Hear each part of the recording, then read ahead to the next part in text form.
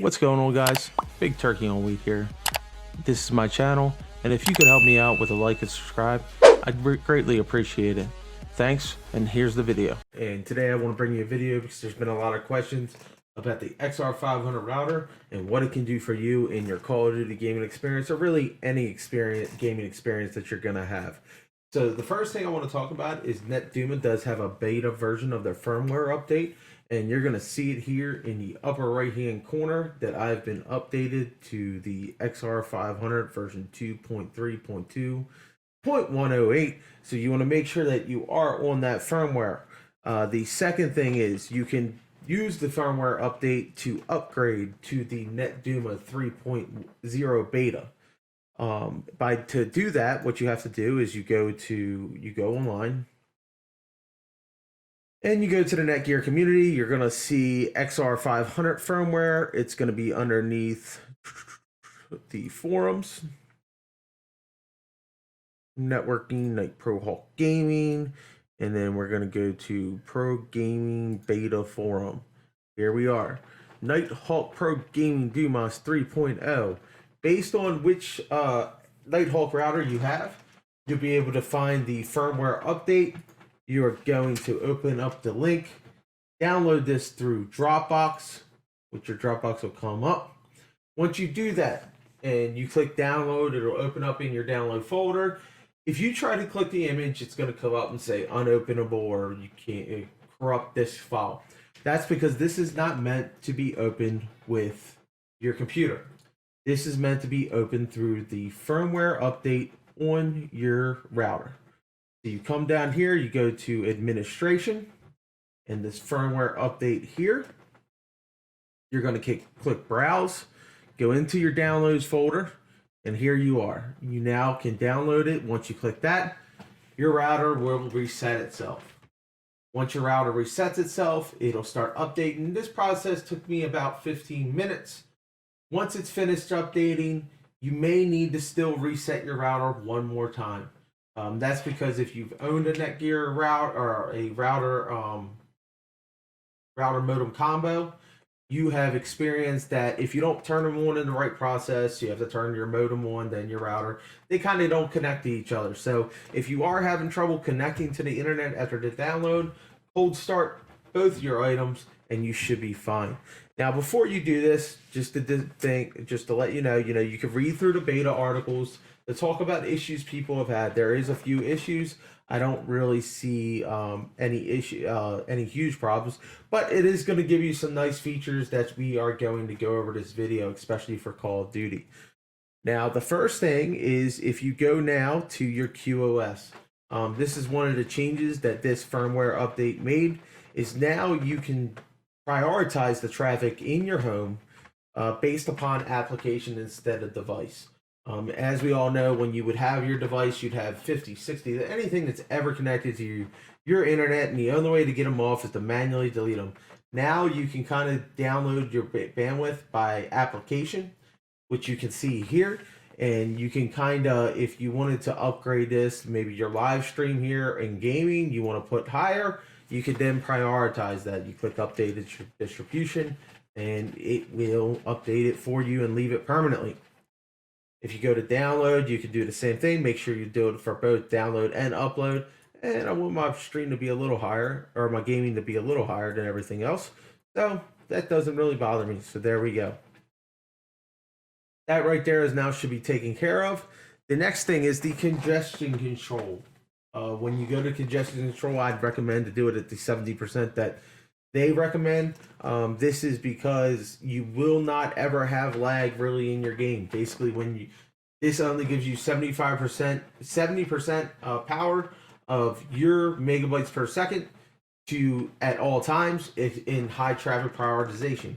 So basically, if you have 50 devices going at once, all of a sudden everything turns on, and your router senses that, it will then only allow you to go. So if you had 1,000 megabytes, you would only be able to access 700.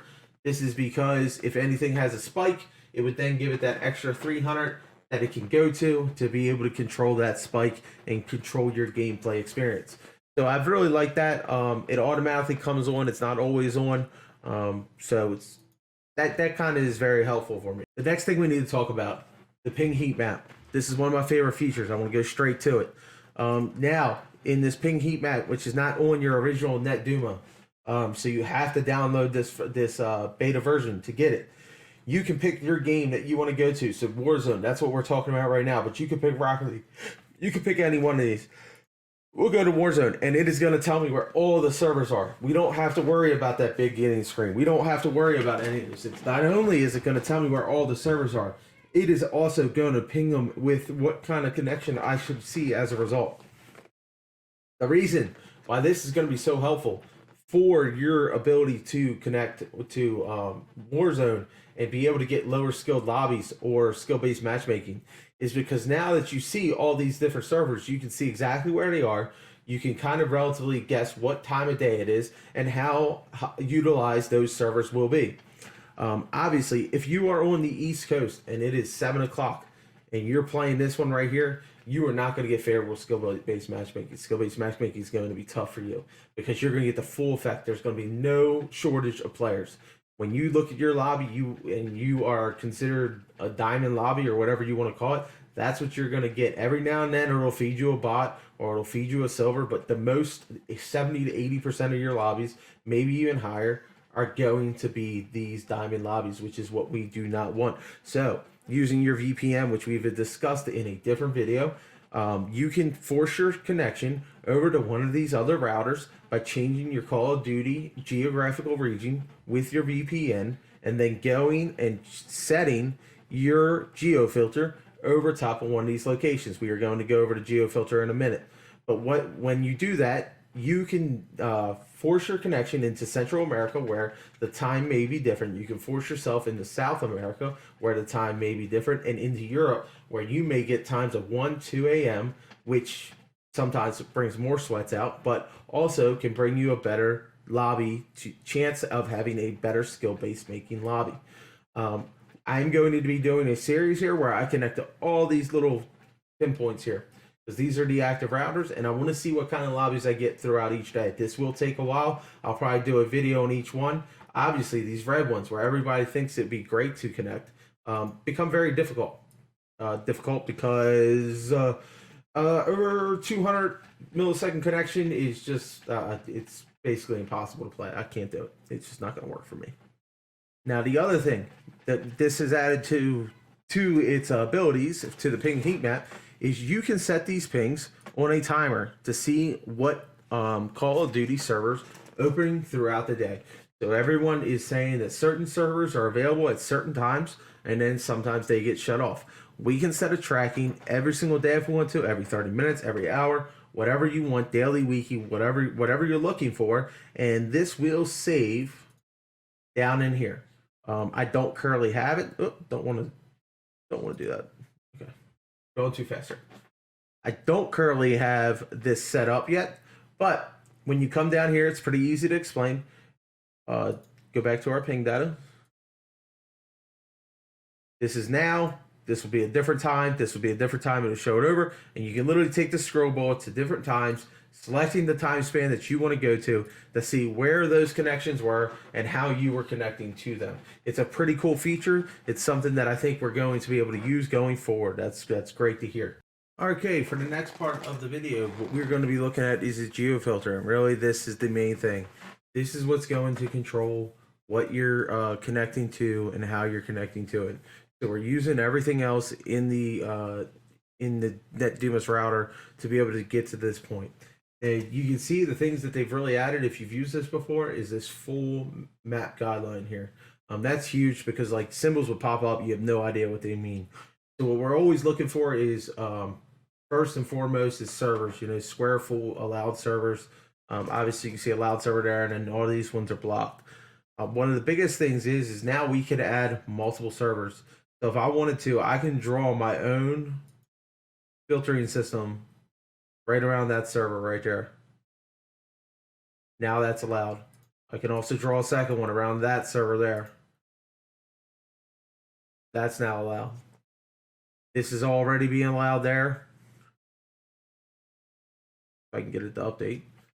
And we can keep doing this around the entire map. And I can draw these in triangles. I can draw these in any kind of shape I really want to. And this will allow other connections to be allowed into Warzone, which is a huge deal. Being able to do that is going to allow you to pick exactly which routers you want in a multiple location, allowing yourself to have multiple abilities to connect and a smoother connection. What we want to try to do is through that ping heat map, which we have looked at before, you can use that to find where your locations that you want to connect to are. Once you find that with what ping you're looking to get, you can then use the geofilter to circle in those locations, prioritizing which traffic you're looking to go to. By doing this is going to get you to be able to test individual servers, which is what the future build videos are going to be up to. But this is how the Netduma's XR500 router works.